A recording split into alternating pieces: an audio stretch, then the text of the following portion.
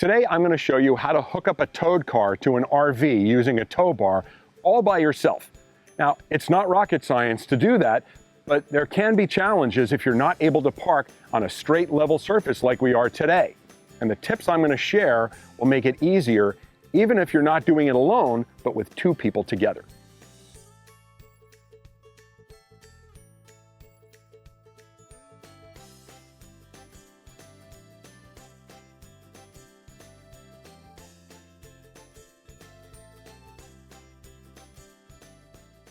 The ideal situation to hook up or disconnect your car from the back of your motorhome is straight and level, which means that the car and the RV are perfectly straight with each other and you're not uphill or down.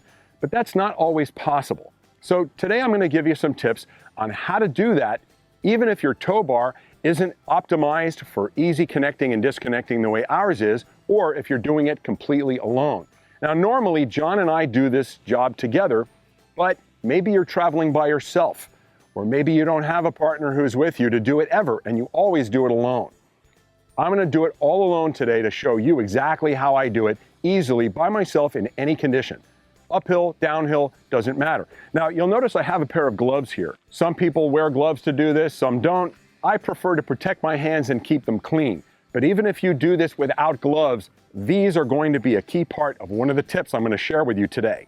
So we're going to start by hooking up the car to the tow bar. We have a Roadmaster Nighthawk, which we think is the best tow bar on the market, and it's the reason we use it. It's got very long arms that make it easy to position the car. Doesn't have to be exactly centered or exactly the right distance because they're very long. They also articulate, so if you're not perfectly positioned behind the RV, you'll still be able to hook them up and get yourself positioned pretty easily. Now, I'm going to hook the car up first. And hooking up is actually the simpler of the two procedures versus disconnecting, which is where something called tow bar binding can happen. I'll explain when we get there exactly what tow bar binding is, when it happens, and how to overcome it. So let's start right off by hooking the car up. Now, I've got the car pulled up here. It's not close enough to the tow bar for me to hook it up yet. So the job number one is pulling up centered as close as you can and the right distance from the back of the RV. Now, I've done this a few times. I probably can get this in one shot, especially on camera. I'm going to try. And I'm simply going to hop in the car, start it up. And my goal here is to get the car as close to the bar as I can without being too close that it won't connect. And you'll see as I pull up. Nice and easy, eyeball it. And I think that's about the right spot there. I'm used to how to center the car and how to get myself the right distance from it. So let's go see how I did. Okay, my eyeball says that looks pretty good. Your goal here is to pull up so that you're close enough that when the arms are fully extended, they'll still reach the toe clips on the front of the car, but not so close that when they're fully retracted, you can't get them connected. So let's go ahead and see how I did. All right, first up, first thing I always do,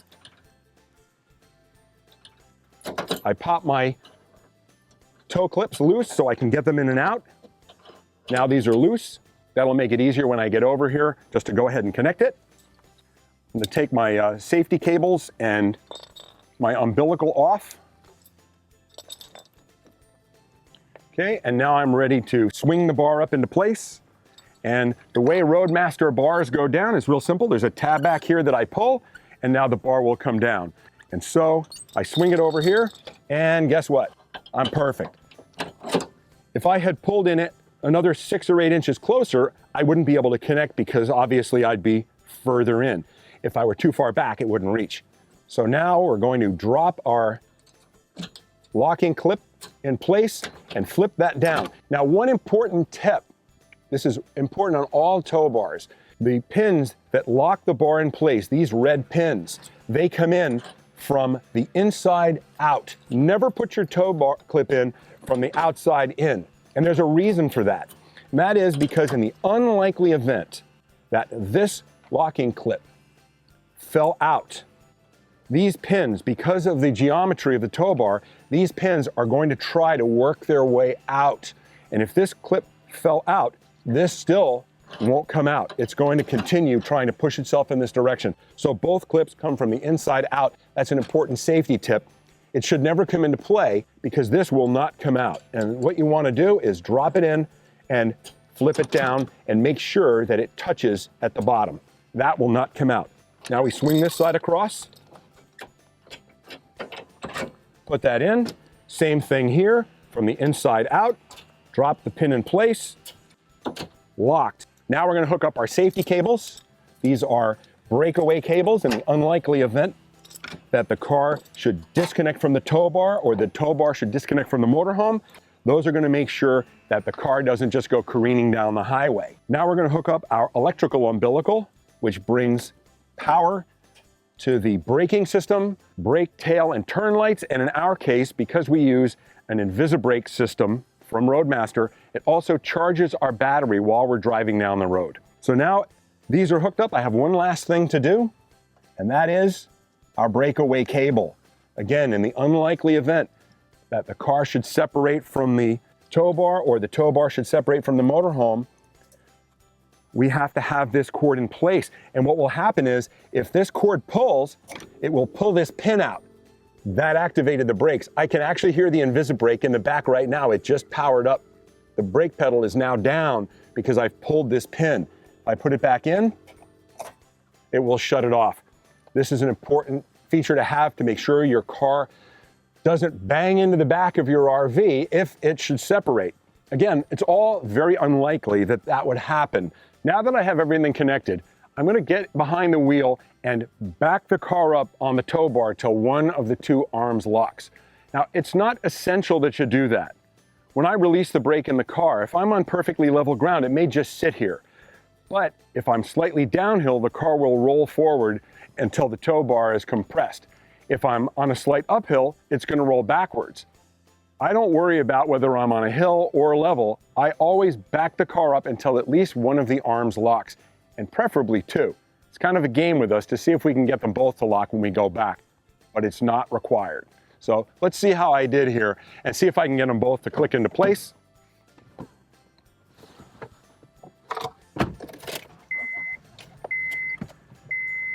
And we'll back it up nice and slow. And we want to go nice and easy here because it's going to click, but we don't want it to bang.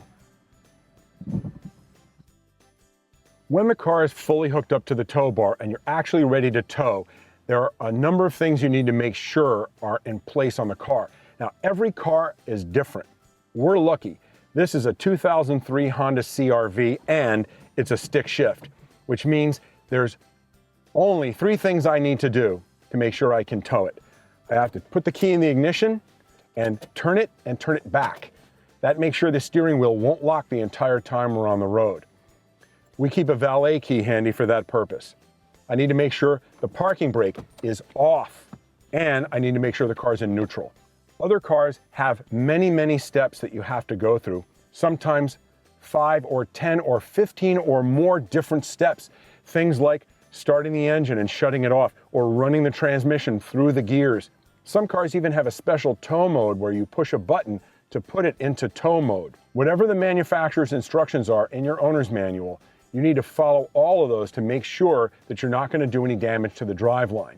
And some cars even have towing limits where you can only tow for a certain number of miles or hours before you have to stop and run the transmission through its gears or things like that.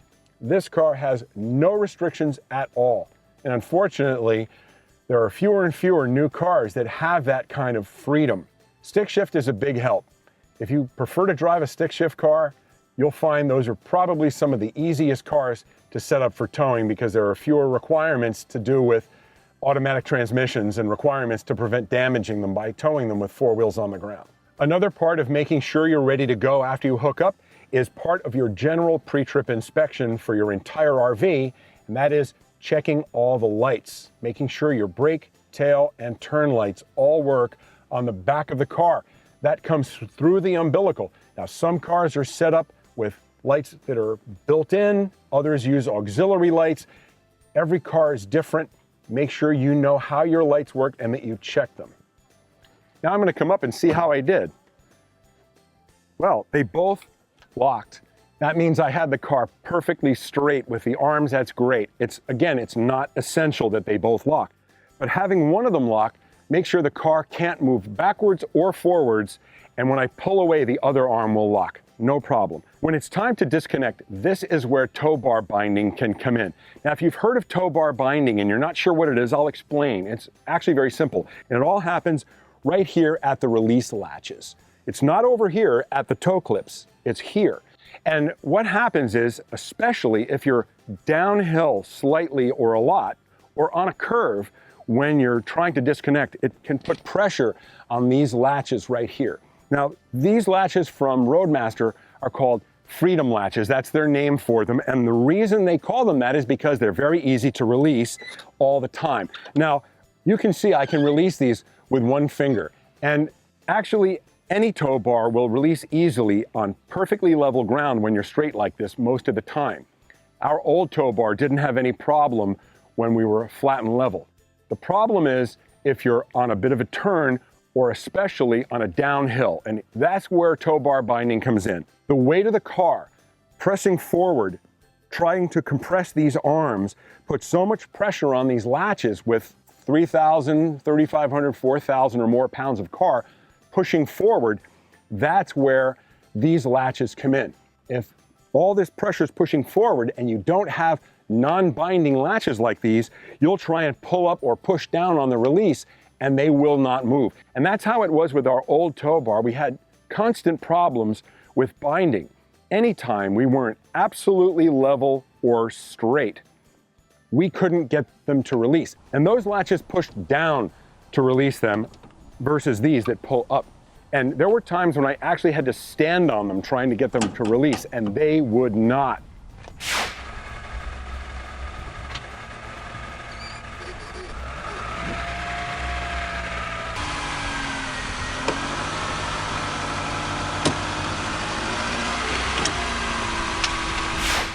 These are designed with a 400-to-1 mechanical advantage, which means every pound of pressure that I pull up on this provides 400 pounds of pressure on the release mechanism inside. That gives me a great mechanical advantage to overcome the pressure of the car pushing in here. Again, tow bar binding only occurs when the weight of the car is pressing toward the RV. But what if it's pulling away from the RV, like if you're on a slight uphill when you want to disconnect? Well, again, any tow bar will easily release if you're on an uphill because there's no pressure going inward here, it's pulling away. But now your problem is over on this end. These clips will not release if the pressure is pulling back. And that isn't tow bar binding, that's just physics. If you take the weight of the car and you pull away from the RV, this is where the pressure is going to be, and this is the pin that's not going to release. If you're on an uphill, regardless of whether you have a non-binding tow bar or not, you are not going to be able to get these pins out with thousands of pounds of pressure keeping them locked in place. They're just not going to come out. We need to pull the car forward to take the pressure off these pins right here, but we can't because these are in the locked position. Now, if there are two people who are doing this together, one of you can stand here and hold these up while the other one drives the car forward about 6 or 8 inches. But I'm by myself. So what am I going to do? I'm going to take my gloves and I'm going to bend them over here and shove them right in here like this. And now those latches are held in the up position. Now I'm going to drive the car forward and that's going to take the pressure off the pins. So let's do that real quick.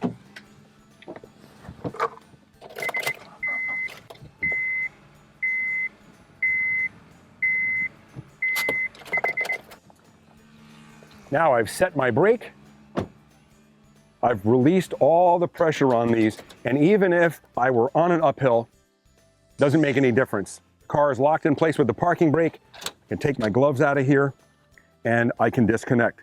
I'll show you the order I do it. This part is super simple because my tow bar doesn't bind and I've released the pressure on these locking pins. So what I'm going to do is